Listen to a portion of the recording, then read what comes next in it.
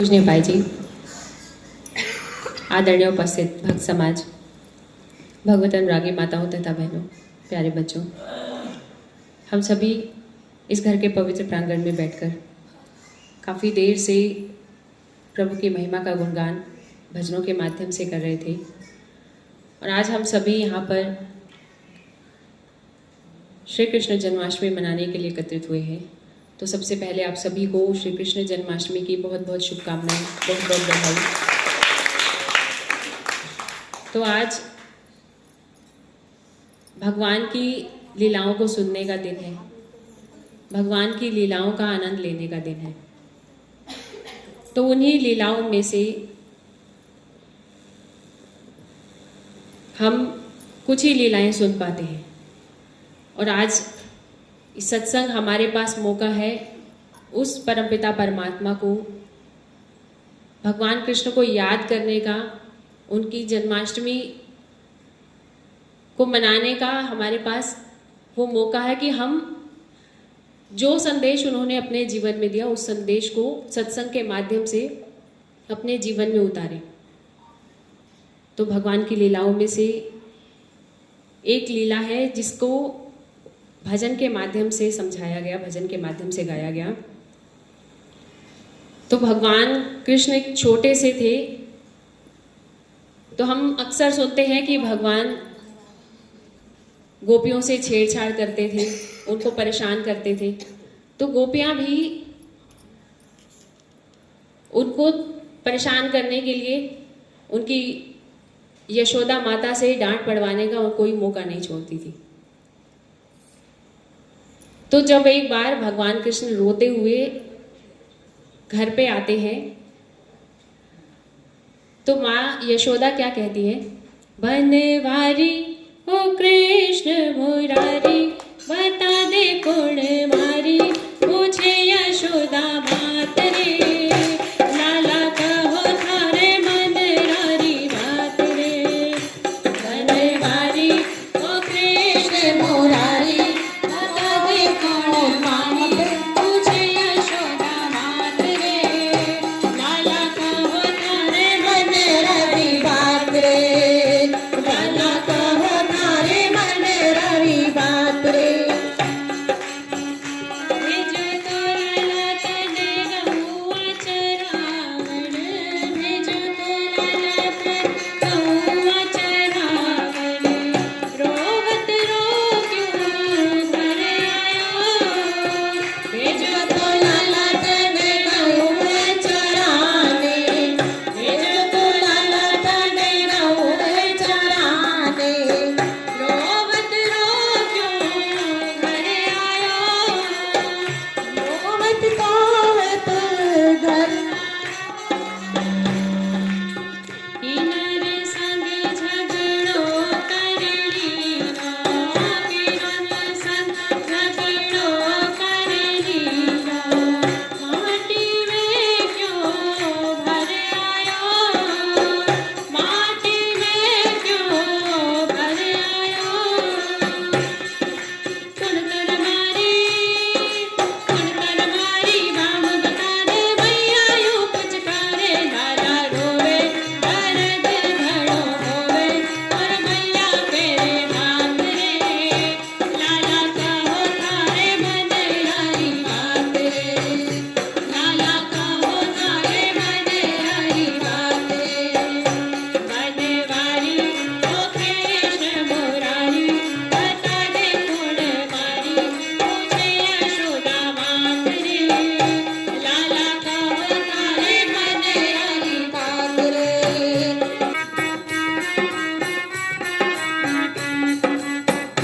तो एक बार भगवान कृष्ण जब छोटे थे, तब जैसे छोटे बच्चे होते हैं बाहर खेलने के लिए जाते हैं, और बच्चों का खेलते खेलते झगड़ा भी हो जाता है आपस में। तो कई बच्चे होते हैं, कई तो मार पीट के आ जाते हैं घर पे, और कई रोते हुए घर पे आते हैं। तो ऐसे ही भगवान कृष्ण रोते हुए घर आए।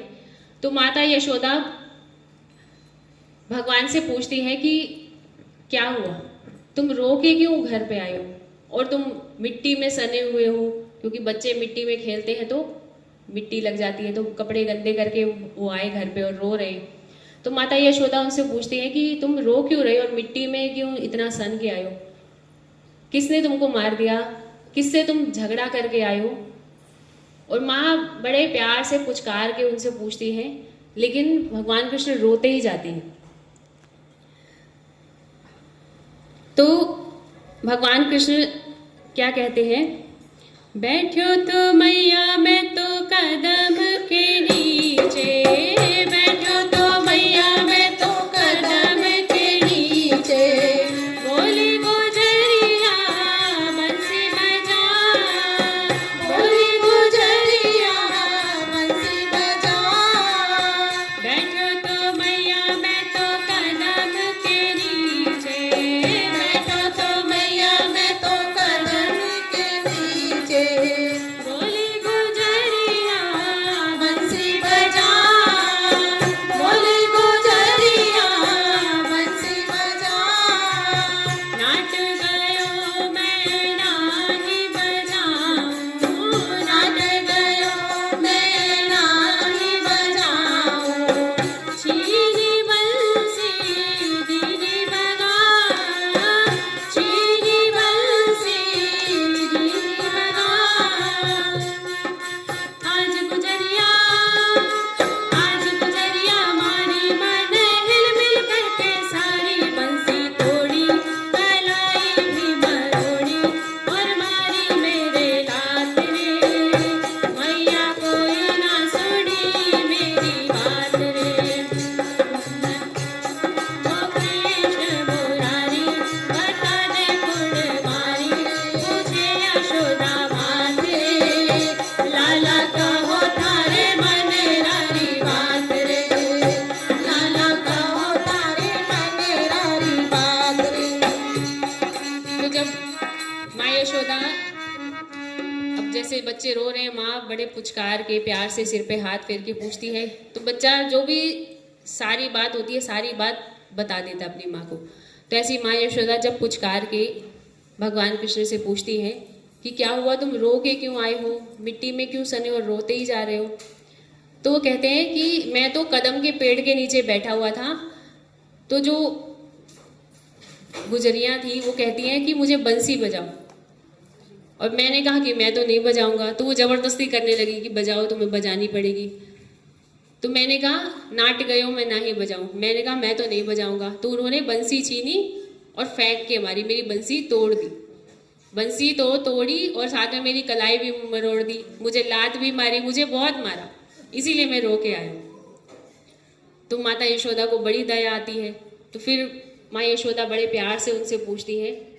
तो माता यशोदा क्या कहती है, बातें तो सुन के मैया कान कुंवर की, बातें तो सुन के मैया कान कुंवर की, मैया रोही बड़ो भर आयो, मैया रोही बड़ो भर आयो, माटी झाड़ी सारे बदन की, माटी झाड़ी सारे बदन की, और निमड़े से लिपटायो, और निमड़े से लिपटायो,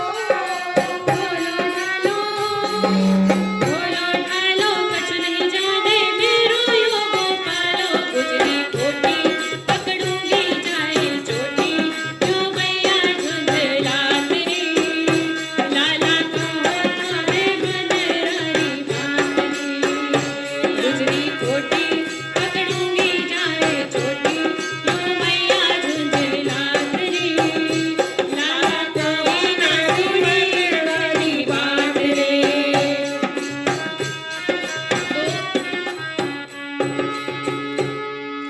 तो जब भगवान कृष्ण ने बताया कि गुजरिया ने मेरी पिटाई की, मुझे लात मारी, मेरी कलाई मरोड़ दी, मुझे बहुत मारा, रोते रोते वो सारी बात बता रहे हैं। अब बच्चा रो रहा है तो माँ को तो यकीन हो ही जाता है कि मेरा बच्चा तो सच बोल रहा है। तो ऐसे ही भगवान कृष्ण जब रो के बोल रहे थे तो माता यशोदा सुन के बड़ा दुखी हो जाती है कि मैं तो अपने बच्चे का एक आंसू भी नहीं देख सकती, और इन्होंने गुजरिया ने इसको मार पीट के भेज दिया। तो माँ यशोदा को बड़ा दर्द आता है, बड़ा गुस्सा आता है उनपे। तो माँ यशोदा उनको प्यार से पुचकारती हैं और अपने गले से लगा लेती है और उनको चुप कराती हैं और क्या कहती है कि जिसने तुझे तंग किया मैं उसको अब जाके बताऊंगी। तो कहती है गुजरी खोटी पकड़ूंगी जाए चोटी। वो तो बड़ी खोटी है, उसने मेरे बेचारे इतने छोटे से प्यारे से बच्चे को मारा, अब मैं जाके उनकी चोटी खींचूंगी, अब मैं भी उनको पिटाई करूंगी जाके। तब माता यशोदा बार बार उनसे पुचकारती है, उनको चुप करवाती है। तो आगे भगवान कृष्ण जब माता यशोदा की इस बात को सुनते हैं, क्योंकि माँ जब बच्चे का फेवर ले तो बच्चे की खुशी तो जाहिर ही है, तो क्या कहते हैं भगवान कृष्ण, तो मन ही मन वो मुस्कुराने लगते हैं। मैया की बात सुन सुन, मैया की बात सुन सुन करे मोहन, मैया की बात सुन सुन करे मोहन, मन ही मन में मुस्कायो, मन ही मन में मुस्कायो, तारा चंद कहे झलियारो, तारा चंद कहे झलियारो, भेद कोई भी ना पायो, भेद कोई भी ना पायो, तेरी माया यही जाने, यूं ही वेद बखाने, पछ पछ हारा ऋषि मुनि सारा, ये दिन और रात रे, नाना कहो नारे मन रानी बात रे, नाना कहो नारे मन रानी बात रे, धनवारी ओ कृष्ण मुरारी, बता दे गुण मारी, तुझे यशोदा बात रे, नाना कहो नारे मन रानी बात रे, नाना कहो नारे मन रानी बात रे, नाना कहो नारे मन रानी बात रे। तो कहा कि मैया की बातें सुन के मोहन मन ही मन मुस्कुराने लगते हैं, क्योंकि वो जाके झूठ बोल देते हैं। और जब माँ कहती है कि मैं उनकी जाके चोटी पकड़ूंगी, उनकी खिंचाई करूंगी, तो बड़ा खुश हो जाते हैं और माँ की बातें सुन सुन के मुस्कुराने लगते हैं। और ऐसे ही हम भी जब बच्चों की नटखट लीलाओं को देखते हैं, क्योंकि बच्चे कैसे खेलते हैं और कुछ भी बोल दें तो यकीन हो जाता है, क्योंकि बच्चों को कहा जाता है बच्चे भगवान का रूप होते हैं, बच्चों के मन में कोई खोट नहीं होता। तो ऐसे ही माता यशोदा जब ऐसे बोलती हैं तो भगवान मुस्कुराने लगते हैं। तो जो भक्त होता है वो क्या कहता है कि ये तो एक छलिया है और इनकी लीलाओं का, इनकी महिमा का कोई भी पार नहीं पा सकता। और ऐसा हमारे सभी कितने ही धर्मशास्त्र हम पढ़ते हैं, कितना कुछ सुनते हैं भगवान कृष्ण की लीलाओं के बारे में, तो उनकी लीलाएं तो अनंत हैं और हम उसका पार नहीं पा सकते। तो उनकी लीलाओं को समझने में ऋषि मुनि भी हार गए, वो भी नहीं समझ पाए।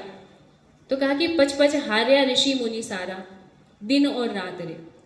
दिन और रात जो भगवान को सामने देखते थे वो भी उनको समझ नहीं पाए कि वो भगवान है, वो भी उनको पहचान नहीं पाए।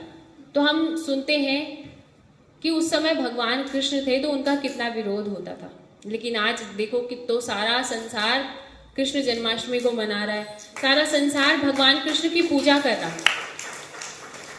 तो समझने वाली बात है जो हम नहीं समझ पा रहे, और उसी को समझाने के लिए हमारे जीवन में सत्संग जरूरी है, साधु संतों का संग जरूरी है। क्योंकि जैसे आज हम भगवान कृष्ण के छोटे से रूप की पूजा करते हैं, बाल गोपाल की पूजा करते हैं, और आज जन्माष्टमी है तो स्पेशल डे है, तो जो नहीं करते वो भी उनकी पूजा करते हैं इस दिन। लेकिन हम भगवान के छोटे से रूप की पूजा कर रहे हैं। अब बड़े रूप को कोई नहीं मानता, बहुत कम लोग होंगे जो भगवान कृष्ण को बड़े रूप में पूजते हैं। अधिकतर लोग जहाँ भी हम चले जाएं, मोस्टली सब घरों में देखते हैं कि छोटे से लड्डू गोपाल हैं और सब लोग उनकी पूजा करते हैं। तो भगवान के वो छोटे से रूप को पूजने का अर्थ क्या है? क्योंकि जैसे छोटा बच्चा होता है, उसके मन में कोई खोट कपट नहीं होता, कोई किसी से वैर भाव नहीं होता। ऐसे ही, क्योंकि अभी हम सुन रहे थे कि बच्चों को कहा जाता है भगवान का रूप, और भगवान का रूप इसीलिए कहा जाता है कि क्योंकि भगवान ने जैसे पूरा संसार बनाया, तो पूरा संसार उन्होंने सबके लिए समान बनाया। तो भगवान की करने में कोई कमी नहीं है, लेकिन सबको समान नहीं मिल रहा, किसी को कम मिल रहा है, किसी को ज्यादा मिल रहा है। तो वो सबको अपने अपने कर्मों के हिसाब से मिल रहा है। कभी जीवन में सुख आ रहा है, कभी जीवन में दुख आ रहा है, तो वो हमारे ही कर्मों का लेखा जोखा है जो हमें मिल रहा है। तो भगवान ने तो सबके लिए समान बनाया, लेकिन जो हमें मिल रहा है वो हमें अपनी करने की, अपने कर्मों के हिसाब से मिल रहा है।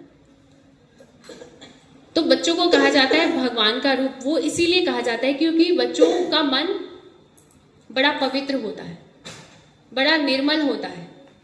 तो भगवान के छोटे से रूप को पूजने का अर्थ यही है कि जैसे हम भगवान की छोटे से रूप में पूजा कर रहे हैं क्योंकि उनका मन निर्मल है, ऐसे ही हमारा भी मन निर्मल हो, हमारा भी मन पवित्र हो। तो उनके छोटे से रूप की पूजा करने से हमारा मन निर्मल नहीं होगा। उसके लिए हमारे अंदर वो भाव होना चाहिए, वो पवित्रता होनी चाहिए, वो निर्मलता होनी चाहिए। और वो निर्मलता हमारे अंदर कब आएगी? क्योंकि भगवान को रिझाने के लिए, उनको मनाने के लिए भगवान राम भी रामचरितमानस में क्या कहते हैं कि निर्मल मन जन सो मोहि पावा, मोहि कपट छल छिद्र न भावा। कि जिस व्यक्ति का मन निर्मल होता है वही व्यक्ति मेरी प्राप्ति कर सकता है।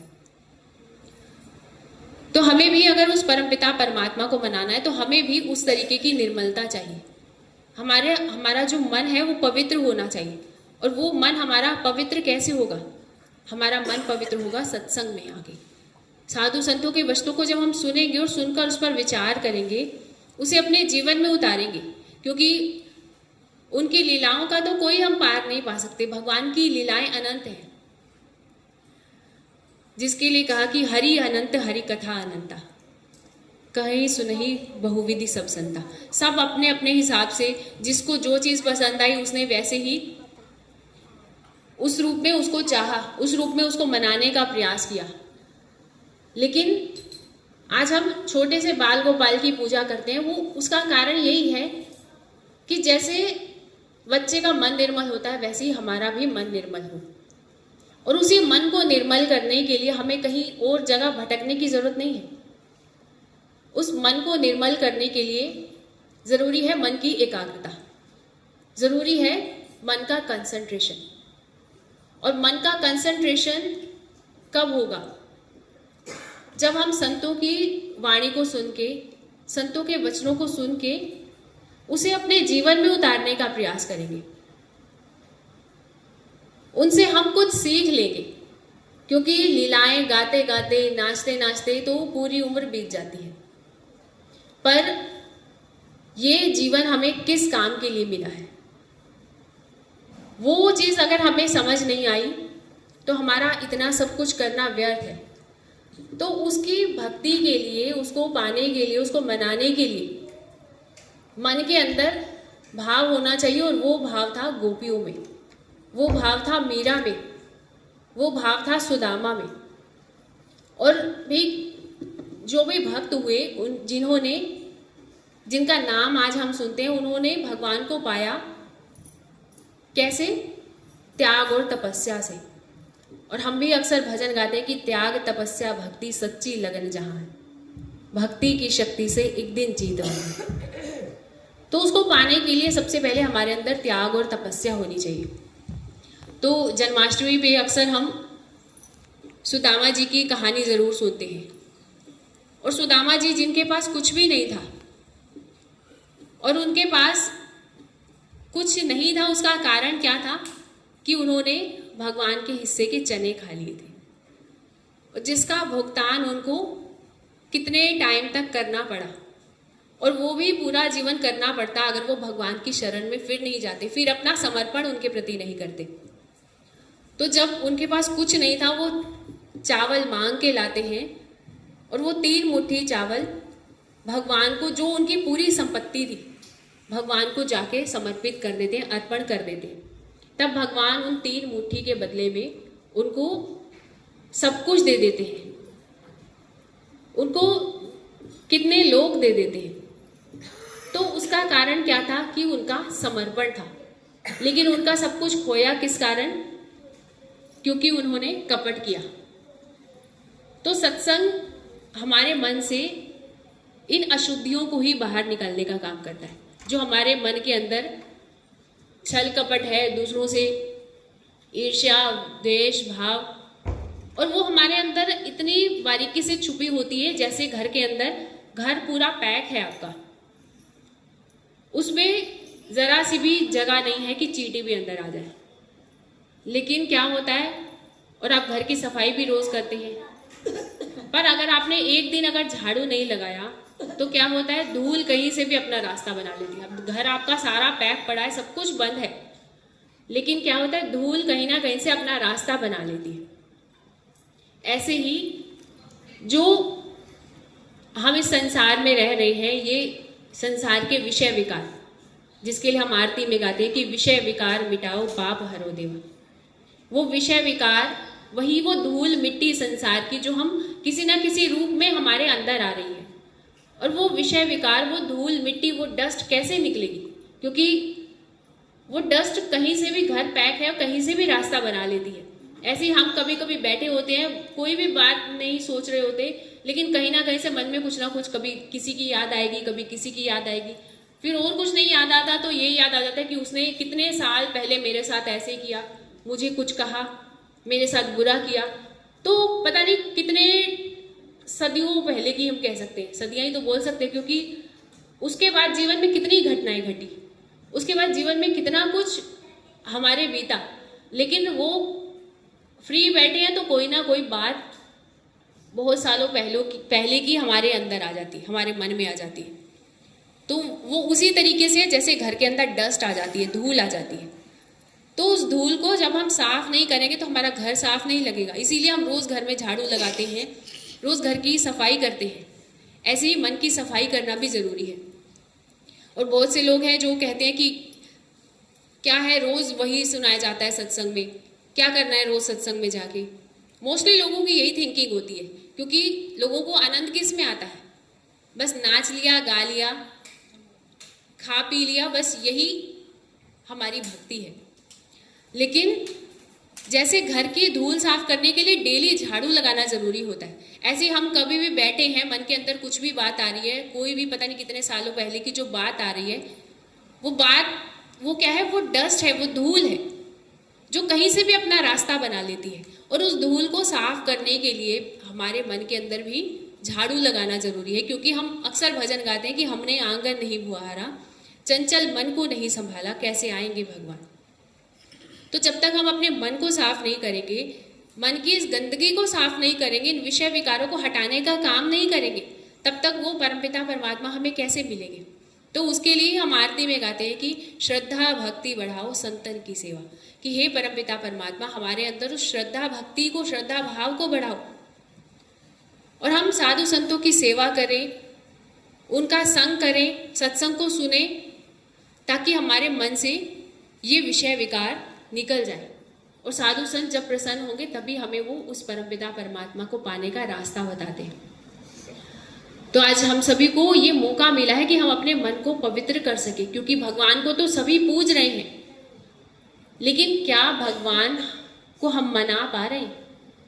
क्या वो परमपिता परमात्मा हमारे, क्योंकि हम तो उसको पूज रहे हैं, भोग लगा रहे हैं, व्रत रख रहे हैं, पता नहीं कितना कुछ कर रहे हैं, तो क्या भगवान हमारी भक्ति से खुश है?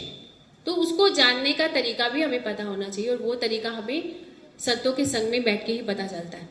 तो हम भी अपने मन की इस धूल मिट्टी को, इन विषय विकारों को, इस गंदगी को साफ करें। तो सत्संग हमारे मन की इस डस्ट को, इन विषय विकारों को मिटाने का ही काम करता है, इस धूल मिट्टी को साफ करने का ही काम करता है। और जब घर साफ होता है तो मेहमान आता है, बड़ा खुश होता है। ऐसे ही जब हमारा मन साफ होगा तो भगवान के आने में भी देर नहीं लगेगी, तो भगवान भी साफ जगह ही तो बैठेंगे। इसीलिए हम भी अपने मन को पवित्र करने का काम करें, और आगे पूजनीय बाई जी के सारगर्भित वचनों को सुने, भगवान की लीलाओं को सुने, और सुनकर उस पर विचार करें, उसे अपने जीवन में उतारें, तभी हमारा ये जन्माष्टमी को मनाना सफल और सार्थक होगा। बोले श्री सद्गुरुदेव महाराज की जय, आनंद कंद भगवान की जय।